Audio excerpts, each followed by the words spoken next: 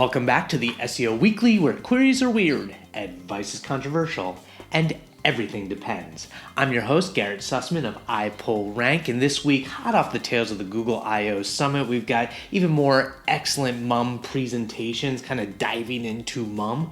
We got JavaScript optimization tips with Alan Kent of the Google Search Central video series, Essential eCommerce, and the sad passing of Bill Slawski, a OG legend in the SEO world and community.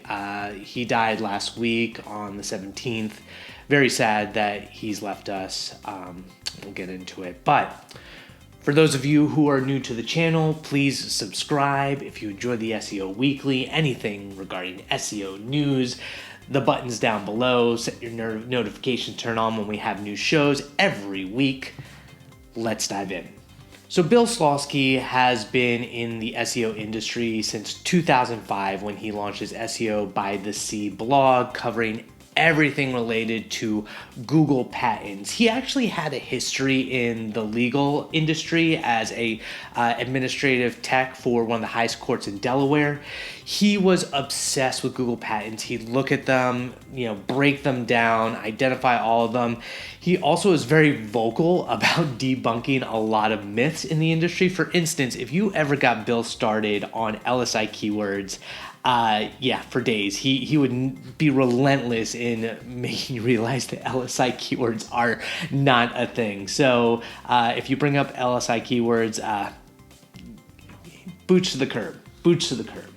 But we're sad for his loss. He was working with Go Fish Digital and has been a prominent voice, always supportive. I had a great interview with him back in the day where we talked about SEO entities and semantic SEO all around, at a local level. It was fascinating.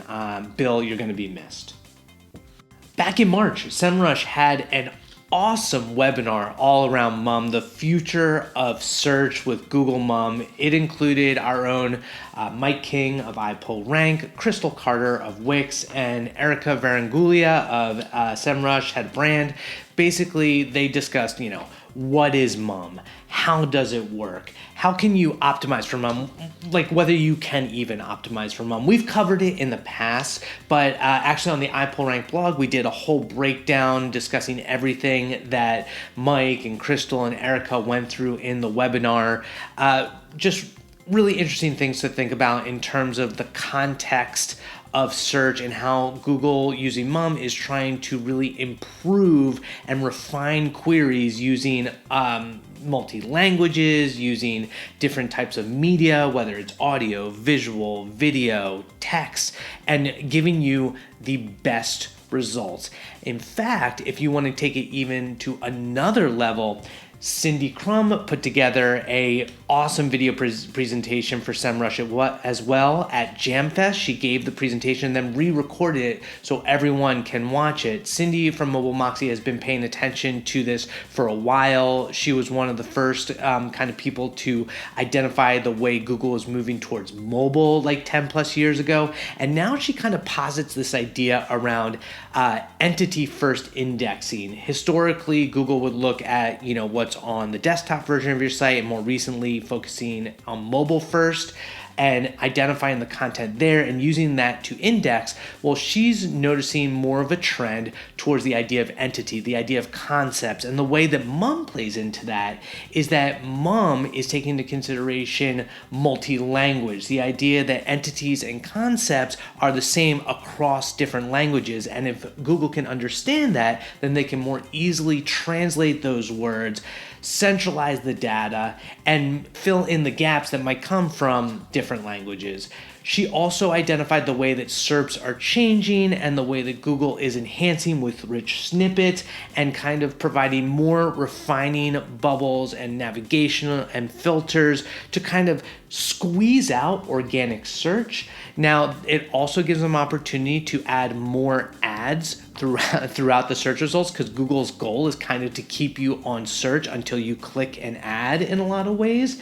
And so she identifies how MUM and how entity first indexing is doing that. I think it's a really interesting deep dive. The way that Cindy identifies these kind of movements, a lot of it's speculation. It's not like she has any, inside track into what Google's doing, but she looks at what they're testing and she looks at where they're spending their money to come to her conclusions. For instance, when it came to AMP, they were testing out speed and they're really trying to kind of break down the content so they could, simplify things, not only to speed up the web, but to identify specific relationships and context without all the JavaScript necessarily getting in the way. Now they're kind of backing off of AMP, and Cindy is very bullish on the idea of signed exchanges using a content delivery network, a CDN, to allow Google to pre-fetch content. A lot of very deep technical things, but the whole presentation in itself is fascinating. So I highly recommend you check out that video. Obviously, the link to all of these stories are in the description and the blog below. Finally, in the world of Google, because there weren't a ton of updates, post Google I/O this week, Morty Oberstein noticed really interesting in local search that Google reviews, which I'm always a huge evangelist when it comes to reviews, having worked for a SaaS company in the past of how to generate them. Reviews are so key, especially in the local space. They're important for, expertise, authority, trustworthiness, but also social proof. Well, Morty noticed that Google is starting to use review content to surface insights in the travel hospitality industry of like things to do in the area based on, reviews, or things to know based on review content. So you saw that Barry Schwartz actually confirmed. He's like, that's new. That looks new. It's not new. It's new. It looks new. And so it's something to pay attention to of why reviews continue to be an important source of content for both local SEO and to think about for any sort of business entity. When it comes to the Twitter threads, there are some really great ones. So for instance, Brighton SEO threw some positivity out there. They said, let's spread a little positivity. Tag someone who has had a positive influence on you or your career. Maybe it's a colleague that you learned something from, the person that got you into the industry in the first place, or just someone that gave you a handy piece of advice. And the SEO community came out in full force. I mean, just take a look at all of the great, she's awesome, yes, he's great, oh, I love him, oh, yep, exactly. So many to choose from. Everyone's been influenced by someone else, and they shared the love in that Twitter thread. So you can check that out. Also, so another interesting Twitter thread was from Mark Preston, and he was asking about what is the most important aspect of technical SEO. And it's really interesting because with a question like that, you'd think people would go strictly to an actual technical SEO implementation tactic, but so we did see that. And in terms of people couldn't just pick one. And when it came to actual technical tactics, I think a lot of people focused on crawlability, like whether or not Google's able to crawl your website is the most important aspect of technical SEO, which makes sense. But the two other things that people, sort of harped on, which I thought was on point and interesting, was prioritization. The most important technical aspect is focusing on the thing that's going to move the needle the most, which is very difficult when there are all these different things that you can focus on. And then the other aspect is your relationship with the dev team. Because ultimately with tech SEO, you have to depend on devs and with technical knowledge and coding experience to be able to make these changes. So, respecting the dev queue, respecting, how much time they have or what their priorities have. Interesting thread. Thank you, Mark, for bringing up that question. And then third, when it comes to Twitter, Noah Lerner, who gets really technical as well, was identifying some of the issues with sitemaps. For instance, if you have your sitemaps living on a CDN and they're not easily accessible, how can you make sure they get to Google Search Console to submit them if they're not easy for you to access? So he did a whole Twitter thread giving you kind of step-by-step plays on how you can do that. Using some technical jargon, but he breaks it down, and Noah's a great guy as well. So if you have any questions, hit him up if you have any, need any help kind of going through that process that he laid out.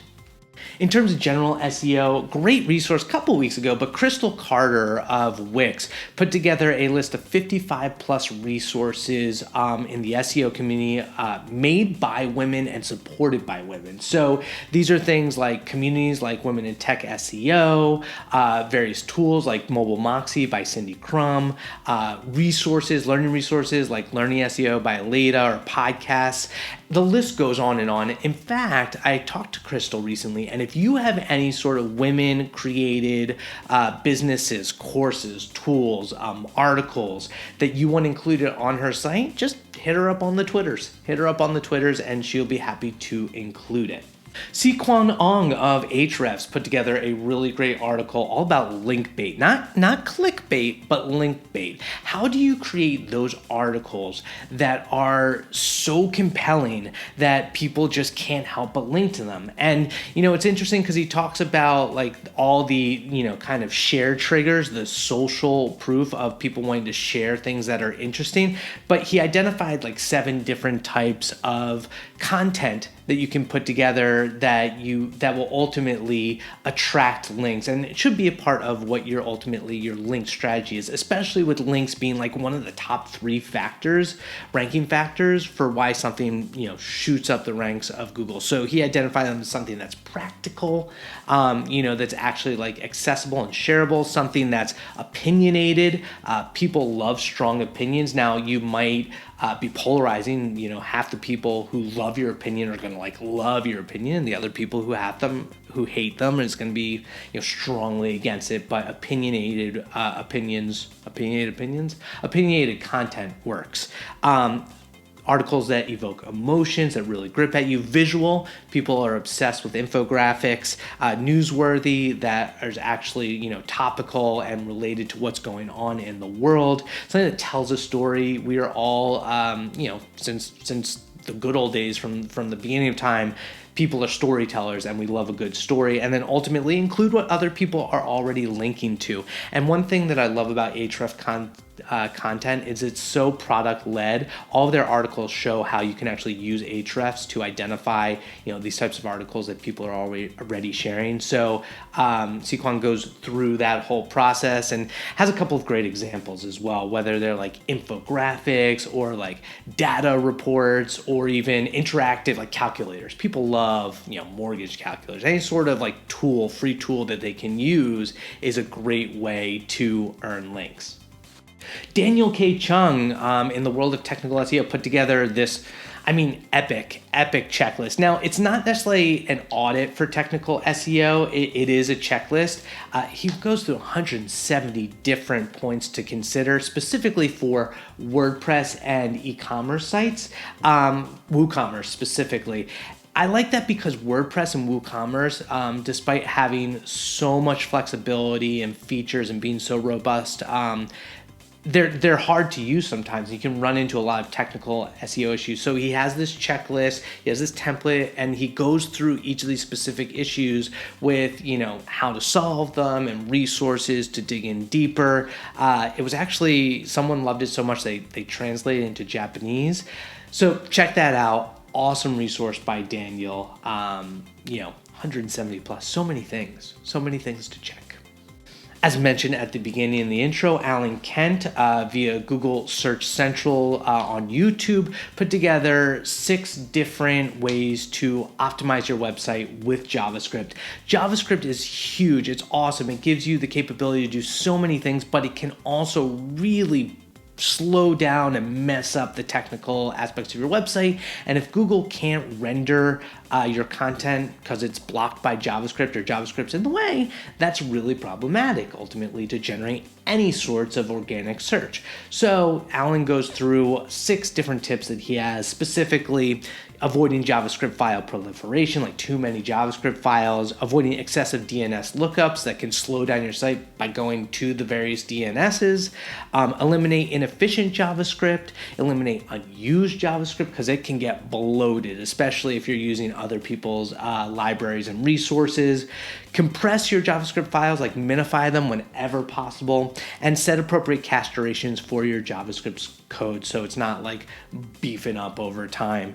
I love this series of eCommerce Essentials by Alan Kent. This is like, I believe, the third one of the last few weeks, so continue to watch that. He's got these practical tips that are going to help you improve your website significantly for e-commerce. Last week was about image optimization, so I love it. I love it when he comes out with that stuff, and it's good. It's very like consumable, easy to access.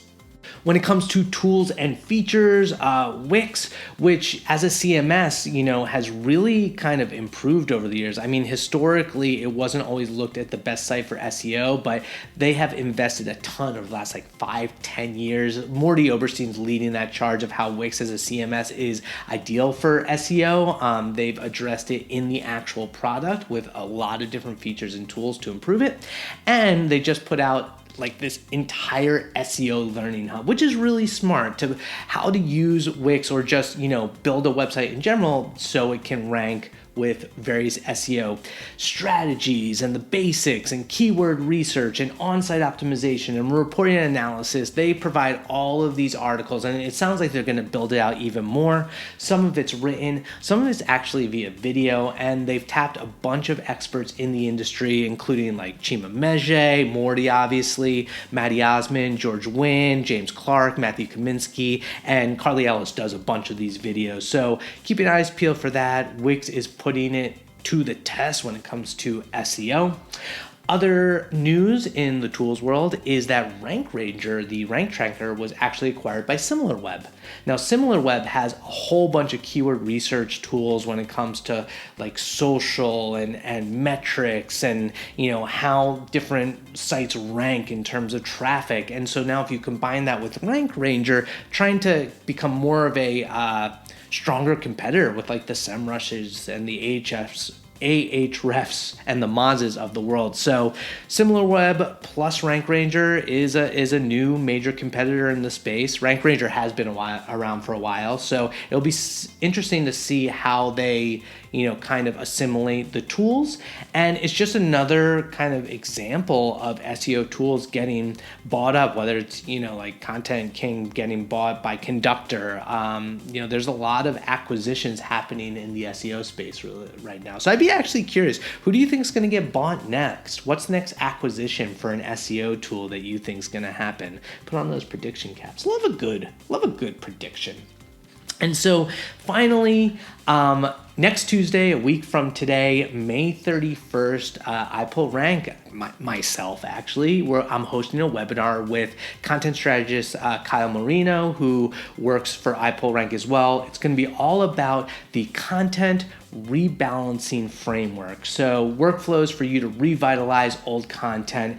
Basically, this is an important topic because it's where your content and your marketing teams need to work with your SEO teams to make sure it's a governance issue to refresh that content so that you don't have outdated, crappy content that's, either boring or has, misleading information or outdated information or just isn't relevant anymore or just needs a little attention, maybe thin, maybe needs to get deleted or merged. In this webinar, we are going to talk about a specific workflow that you can use to go through audit, evaluate, and ultimately execute a refresh, a rebalancing of your whole content strategy. The one thing that's really interesting about this that we address that a lot of people haven't is how you can kind of redistribute link equity, how you want to think about building topic clusters and linking things together internally that might not have already previously been linked to organize your site better. Anyway, it's going to be great. The link for registration is in the description and in the blog post. Even if you can't make it, register and we will get you a replay of the webinar. It's going to be awesome. It's next Tuesday, May 31st at 2:30 p.m. Eastern Time. That's it. Another episode of SEO Weekly in the books. I hope you enjoyed it. A lot of interesting things going on. Please subscribe to the channel. And if you like it, share it on the socials, on Twitter, on LinkedIn, on TikTok and Facebook, or wherever you go, on Reddit. tag me, hit me up, let me know. My name is Garrett Sussman of iPullrank. Until next week, we will see you later. Have a good one, and thanks for watching.